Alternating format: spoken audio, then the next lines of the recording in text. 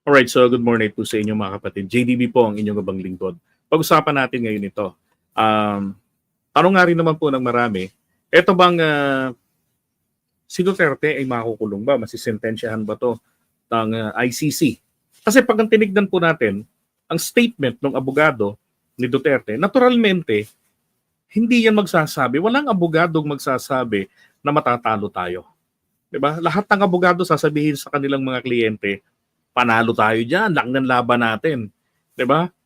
So, puro encouraging words yung maririnig natin. So ito naman po, he has nothing to do with the ICC anymore. Kasi he is a former ICC judge. Siya po si Kuno Tarfusa. Yan. So ito yung kanyang paliwanag To do it personally. Yun. Tagla naghanap ako ng inkwento para makapatay. There's a 3 million drug addict. There are. I'd be happy to slaughter him. Ilan? 3,000? I will kill more. But are these statements enough to convict the former president? Juno. Yun. So tanong doon, eto bang mga statements na to, yung sa media, sapat na ba yan para makonvict si Duterte? Sabi rito. Ito explanation. Tarfusa is a former ICC judge who has presided over several cases at The Hague. The interview you gave, and you praise yourself for being so good and so brave. They fall back to you, you know. Yun. So sinasabi niya, yung interview mo, yung mga sinabi mo sa interview na pinupuri mo pa yung sarili mo na ikaw ay magaling dyan sa ganyang gawain mo niya. Kaya sinasabi niya na humahanap ako ng paraan para makapatay ng tao. Diba? Ilan yan? Dadagdagan ko pa yan. Dadamihan ko pa. Papatay pa ako ng mas marami. Yung ganon, may babalik yan sa'yo. Ganon. Kaya nga sinasabi ko nga doon sa pag na-arrest yung tao, sinasabi, you have the right to remain silent and anything you say can be used against you. Di ba?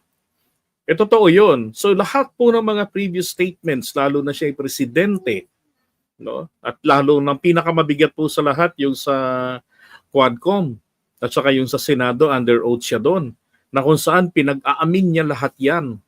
Because he believes na hindi po siya maa-ICC.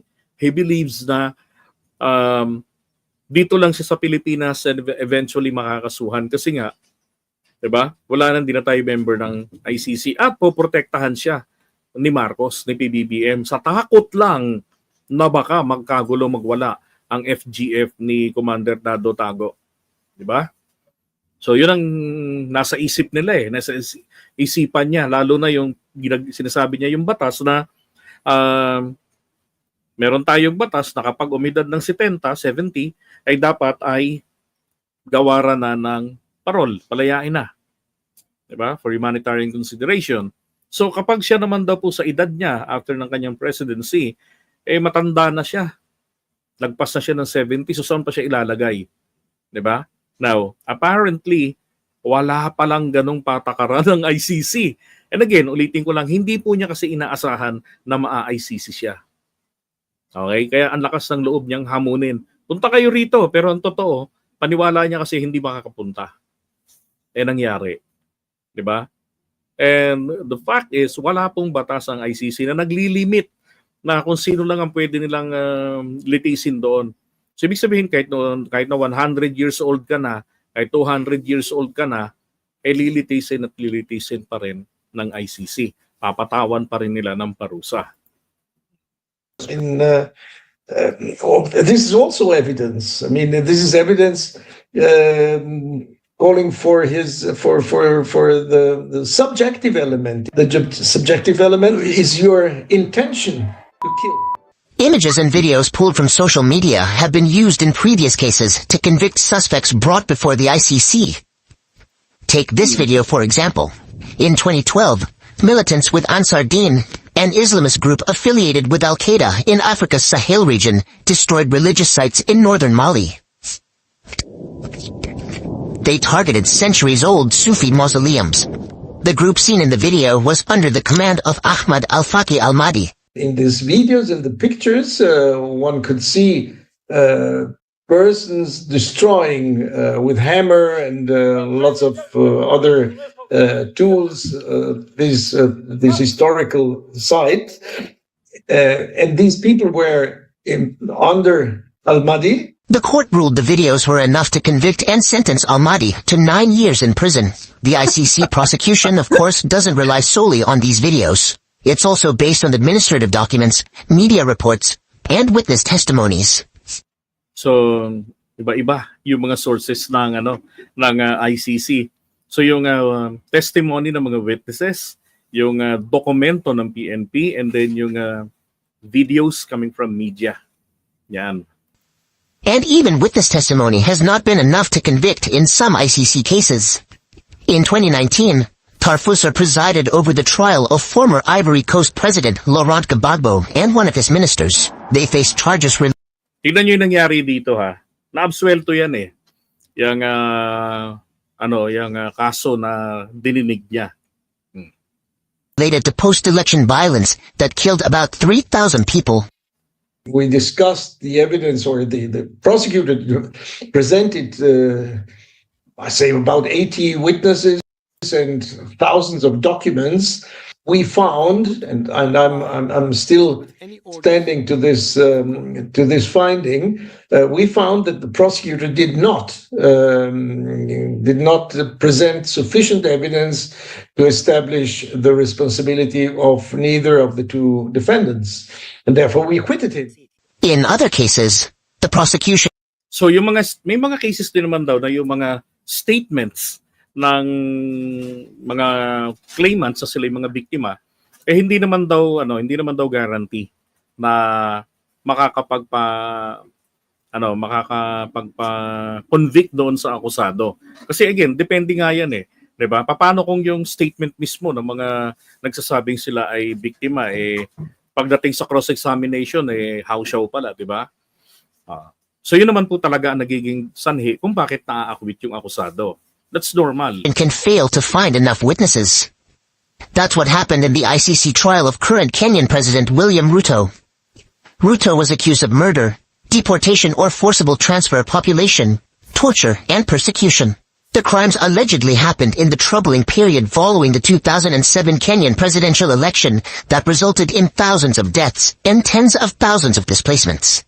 I think we were at that time convinced that the evidence presented by the prosecutor in the pre-trial phase was sufficient to justify a trial, and therefore we said go to trial.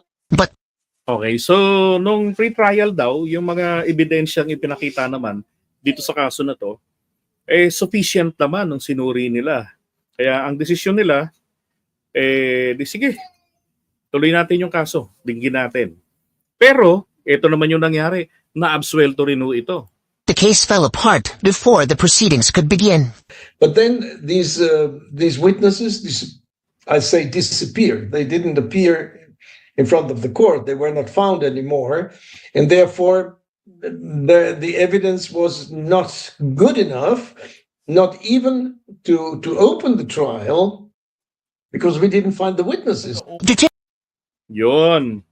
So, ito na lang din naman ang isang way na ng kampo ni Digong ay mahanap yung mga witnesses, yung mga ipipresenta diyan. Kaya kinakailangan yung mga ipipresenta diyan ay iingatan ng mga ng prosecution nila Attorney Conti, or else baka ganyan nang mangyari. 'Di ba? Sa simula, talagang sufficient, sabi nga enough to convict, kapag ni-review mo yung mga ebidensya, yung mga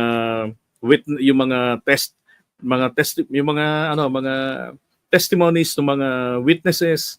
Kaya lang syempre iba nang nangyayari kapag lumusad na yung panahon. Lalo na syempre pagka na-identify who are these people. 'Di ba? Pwedeng nabayaran, wag na kayo magpakita ron. Yung bayad na binigay sa inyo, kumbaga, you only have two choices .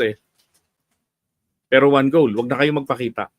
So you accept the payment, wag ka na magpakita, buhay ka. Or you won't accept the payment, hindi ka mabubuhay. Hindi ka pa rin makapakita sa korte. 'Di ba? So yun ang iniiwasan diyan. Pero may enough security naman daw ang ICC na para itago yung mga identity ng mga testigo. Baka nga mangyari hindi makita nila kung sino yung mga tao na yun eh. Tanging yung ICC judge lang ang makakakita. Ilang judge yan? 5 yata yan? Tatlo, mga babae. So sila lang ang makakakita. Sila lang din ang titingin para ma-ascertain yung yung tawag dyan, yung identity ng mga biktima. At kung sila ba ay mga kamag-anak nito or immediate member of the family. Yun. Duterte could have avoided prosecution at The Hague if it had been possible for his trial to be held in the Philippine court. Under international law, ICC cases can only be pursued if national jurisdictions are deemed unwilling or genuinely unable to pursue justice. While president in 2018, Duterte ordered the Philippines out of the ICC after the court began raising questions about his war on drugs. The withdrawal took effect in 2019, and the Philippines has yet to rejoin the ICC under more recent leadership. If a case is brought against Duterte in the Philippines, the ICC trial against him could be deemed illegitimate. This is for sure something which will be debated in advance to the case itself. If the case is admissible before the ICC, or if it should be tried before a Philippine court. This will be the first discussion we will have at the ICC. The jurisdiction question is a line that Duterte's defense appears to be pursuing. My client was denied all access to the legal recourse in the country of his citizenship, and this all in the nature of political score settling. Ayun naman, maliwanag naman ng yun na yung sinasabi ni na pinulitika lang yan, gano'n. Maliwanag naman na yun excuse na lang naman ni Mijel Dea yan. Diba? Hindi nga siya pinatulan dyan ng pwede pa namang erase ni Mijel Dea yan sa pre-trial, diba? Sa confirmation of charges or din after nun. Doon niya pwedeng erase yan.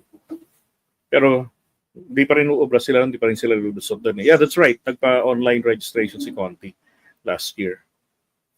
Siguro, yung mga nakuha nila ron sa online registration, sinuri na nilang maigi yung mga ebidensya. Kasi, ang nangyari pati, yung ibang mga nabiktima, nilagay doon may sakit na pneumonia, which is very common kapag dalawa lang naman yung nagiging nilalagay dyan sa mga birth certificate, sa mga death certificates. Kung hindi pneumonia, ang ilalagay nila doon ay cardiac arrest. Ganun yung ilalagay nila. So, paano mong masasabi na ang kaanak mong nategi ay biktima? Kung ang kanyang death certificate may sakit na pulmonya. Di ba naalala niyo yung bata na napatay? Nilagay ng mga doktor dahil wala silang perang pang-autopsy, nilagay na lang pulmonya yung sakit. So ngayon lang nagkaroon ng bago at tama na nagkaroon ng correction yung death certificates. Maraming ganyan ang nilalagay nila mali-mali. Para syempre walang ebidensya kapag kami magsampa ng kaso, because the judge will go over to the death certificates. Tapos titignan yung blatter ng pulis. Ang nakalagay doon, may nakuhang mga gamit, mga nanlaban, pero planted evidences pala, di ba? Katulad nung mga na-interview namin na mga taga-Tondo. Ganun yung mga nangyari sa kanila. Tinaniman ng mga ebidensya raw. Meron ang isa roon, binaril habang natutulog. Tapos inakyatan ng mga gamit. Yung isa naman, pinatapos pa ng pagkain. Ang sabi, sige, tapusin mo yung pagkain mo. Total, huli na yan. Ikaw ang sabihin nun, makasubo ka pa ba? Di ba? Pero dito, going back, maliwanag dito sa sinasabi rito nung dating judge ng ICC, mismong sarili ni Duterte ang nagiging ebidensya laban sa kanya, yung kanyang kayabangan na ipinagmamalaki pa niya yung kanyang ginagawa. Diba? Like, I used to do it personally. Ibig sabihin, talagang talamak ka sa ganyang gawain. Oh. Diba? Hindi pwedeng sabihin na ginawa ko yan because I love my country. Hindi pwedeng gano'n na maging excuse eh. So lahat na lang pala ng gagawa ng ganyan, dadahilan nila I love my country. Sabi ko nga, kung gustong pumatay ng tao, dapat ibinalik niya yung death penalty. Di ba? Oh, tapos linggo-linggo mag-ihaw siya na mag-ihaw, okay lang yun. At least, legit. Gusto niya nga sabi niya nakasanayan niya kasi. Di ba? Personally, ginagawa niya. At humahanap siya ng paraan para siya talaga mismo ang gumawa. Ay nako. Alright, so good luck. Okay?